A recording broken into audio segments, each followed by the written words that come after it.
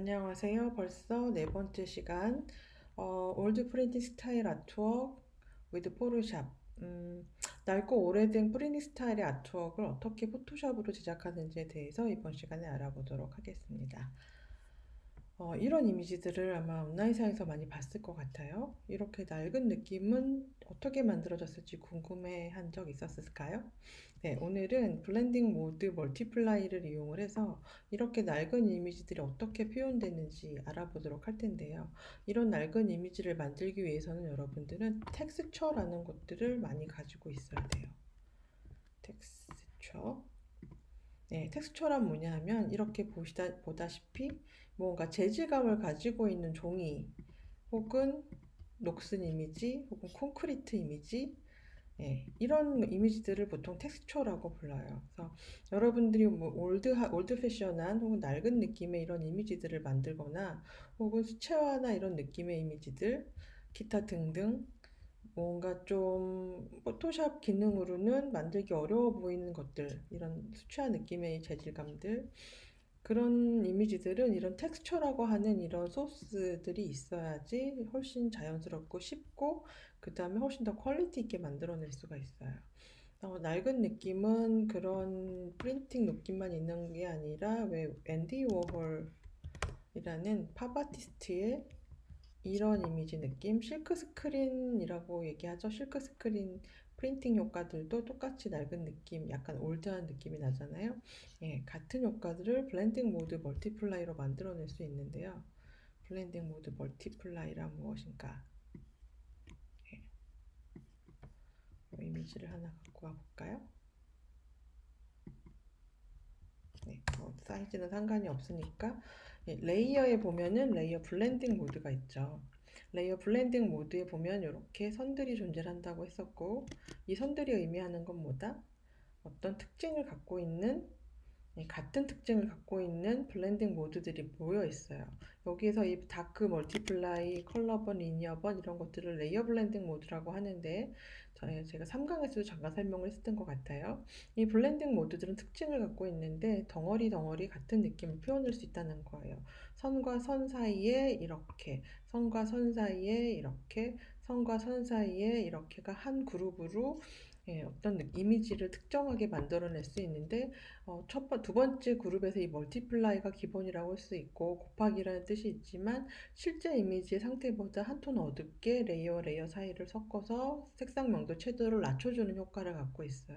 그래서 여러분들이 텍스처라고 불리우는 이런 이미지들을 여러분이 작업한 이미지 위에 하나 덮어 씌워주고 블렌딩 모드 멀티플라이를 주게 되면 조금 전에 보았던 이런 낡은 이미지들을 아주 손쉽게 만들어낼 수가 있게 되는 거예요. 텍스처를 많이 갖고 있어야 되겠죠. 그 텍스처들은 온라인으로 구글링 하는 것보다는 직접 스스로 만들어 보면 좋겠는데 그 텍스처를 만드는 방법과 만들어져 있는 이미지 소스들은 제가 다음 시간에 공개하도록 하겠습니다. 블렌딩 모드 멀티플라이 이하들은 낡은 느낌을 표현할 수가 있다. 블렌딩 모드 스크린 이하들은 밝고 예쁘고 화사하고 반짝이는 느낌들을 표현할 수가 있어요. 오버레이나 하드라이트의 이 부분들은 여러분들이 시각적인 집중도를 요하는 헐리우드 스타일의 뭐랄까 액션 영화 포스터랄까 그런 것들을 굉장히 강렬한 시기사원을 사로잡는 느낌이 있잖아요. 그런 것들을 만들 때 사용해요. 오버레이 하드라이트는 대비를 크게 하는 효과가 있어요. 밝은 영역은 더욱 밝게, 어두운 영역은 더욱 어둡게. 저번 시간에도 설명을 했었던 것 같은데 블렌딩 모드를 모르면 퀄리티 있는 아트웍을 제작할 수가 없어요. 그래서 기본적으로 포토샵을 할 때 블렌딩 모드를 개념을 알고 가야 되는 사실 되게 어려운 것이기 때문에 그냥 간단하게 설명을 하자면 멀티플라이 동네는 뭔가 어둡게 처리를 하고 낡은 느낌을 만든다. 스크린 쪽은 뭔가 밝은 느낌을 만들고 반짝이는 화사한 느낌을 만드는데 사용을 한다. 그 다음에 오버레이 쪽은 강렬한 시각적 대비를 요하는 이미지를 제작할 때 사용한다 정도만 기억하고 있으면 될 것 같아요. 물론 그렇게 한 단어로 이 많은 블렌딩 모드를 한꺼번에 정의하기는 사실은 100% 맞다고는 할 수는 없을 것 같지만 한 60, 70%는 맞거든요. 그 이외의 느낌들은 차차 작업을 하면서 알아보도록 할게요. 네, 그래서 오늘 블렌딩 모드 멀티플라이를 이용한 낡고 오래된 입김의 합성 표현을 알아보는 시간이 가장 주된 시간이 될 것 같고요. 그다음에 레이어 스타일을 이용해서 픽셀의 형태가 망가지지 않는 상태 색상을 변경하는 방법을 알려줄 거고, 색상을 이용해서 선택 영역을 만들어내는 컬러 레인지에 대해서 한번 알아볼 것이고요. 펜툴 사용법은 제가 3강에 분리시켜 놨었잖아요. 혹시 펜툴 사용법이 아직 익숙하지 않은 학생이 있다면 펜툴 사용법을 제3강에서 한번 확인해서 다시 한번 연습해 보도록 하고요.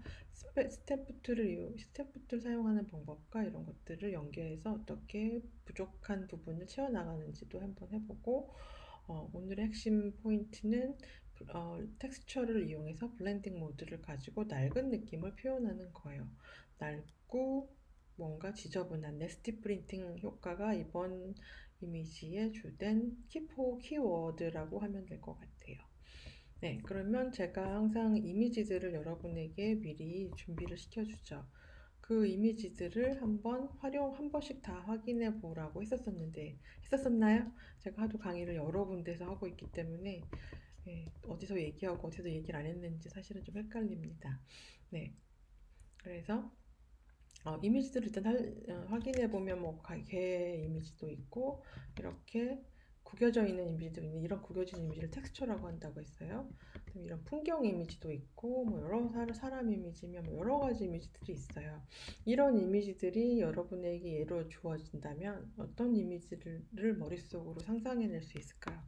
한번 상상을 해보시고 나는 어떤 주제를 가지고 이 이미지를 활용해서 아트웍 제작을 해보겠어 라는 상상을 일단 매 회에 제가 첨부한 이미지를 보면서 상상을 해보시고, 어느 정도 상상이 끝났으면 final.psd라는 파일을 열어보시면 제가 만들어 놓은 아트웍 상태를 확인할 수가 있어요.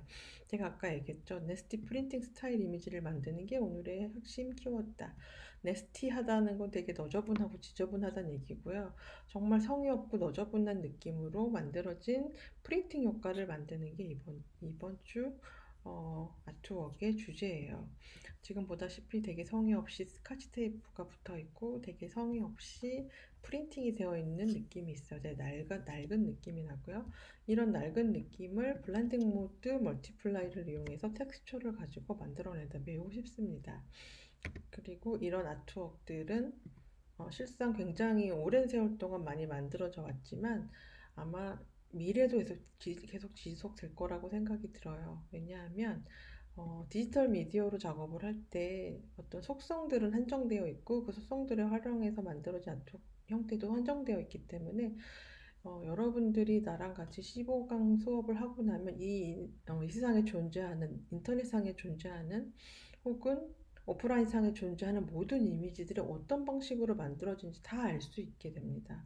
그런데 그렇게 이미지를 만들어내는 방법을 아는 것이 사실은 중요한 것이 아니죠.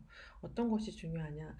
여러분들이 머릿속으로 생각해낸 아이디어를 시각화하는 그 방법 자체가 중요한 거지, 이런 테크닉이 중요한 건 사실은 아니에요. 근데 머릿속에 있는 아이디어를 표현하려면 테크니컬리 알고 있어야지 표현하기가 훨씬 쉽겠죠. 그래서 저는 여러분들에게 어떻게 저런 아트웍들이 제작되는지 테크니컬리 알려드리는 것이고, 진정 크리에이티브한 여러분들이 아트웍을 제작하는 건 여러분에게 달려 있어요. 어떻게 달려 있느냐? 여러분들이 지금까지 살아온 삶의 경험이라든지 간접 경험인 독서라든지 여행을 통한 간접 경험이라든지 혹은 전시나 기타 등등 어딘가를 방문해서 얻은 시각적인 정보라든지 이런 모든 것들이 쌓여서 여러분들만의 주제를 갖고 그 주제가 컨셉이 되어서 여러분들만의 아트웍이 제작이 되는 거예요. 그러한 여러분들만의 아트웍은 제가 가르쳐 줄 수 있는 거는 아니죠. 여러분들이 실질적으로 많은 경험과 지식, 독서를 통해서 쌓아 나가야 되는 거예요.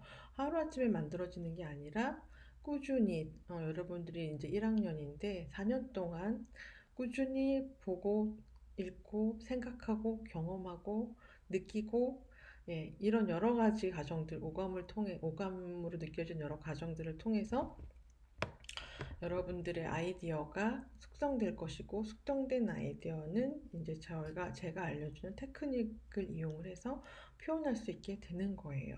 그래서 저한테는 테크닉을 배우는 것이고, 실질적인 여러분들의 크리에이티비티는 스스로 만들어가는 것이니, 인문학적 소양을 많이 쌓고, 많은 독서와 많은 전시와 많은 경험들을, 여행이나 들을 많이 해보기를 권장해 드립니다. 네, 그러면 잠시 후에 아트웍 작업을 시작해 보겠습니다.